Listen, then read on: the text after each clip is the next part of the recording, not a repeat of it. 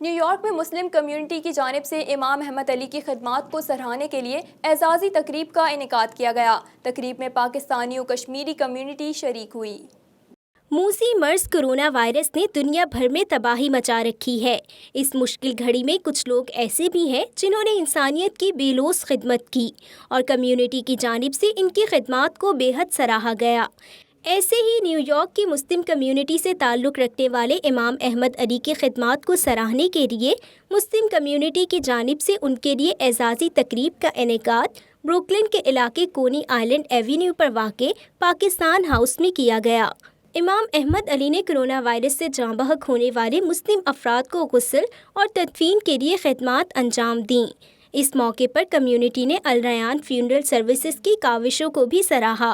اس موقع پر پاکستان ہاؤس کے روح رواں نسیم خان علی زئی کا کہنا تھا کہ مشکل وقت بتاتا ہے کہ آپ کے اپنے آپ کے لیے کیا مدد کر سکتے ہیں۔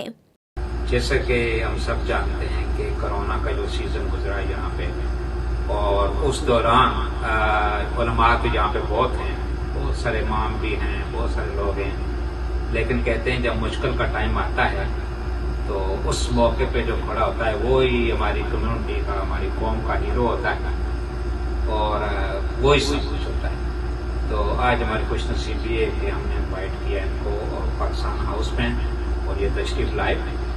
یہ ایک ایسا ٹائم تھا کہ جب باپ بیٹے کے جنازے میں شرکت نہیں کر رہا تھا، نہ جنازہ پڑھنا کو، نہ قبرستان جانے کو، لیکن امام صاحب کے بات یہ ہے کہ انہوں نے ماشاءاللہ یہ نہیں دیکھا کیوں کہ ان کا ایمان مضبوط تھا۔ میرا خیال میں ان کے ایمان کو، ان کے بلیف کو سلوٹ کرتا ہوں کہ جب ایمان مضبوط ہو تو وہی انشاءاللہ اس طرح کے بندہ کام کر سکتا ہے۔ تقریب میں پاکستانی و کشمیری کمیونٹی شریک ہوئی، جبکہ اس موقع پر امام احمد علی کے لیے کیک بھی کاٹا گیا۔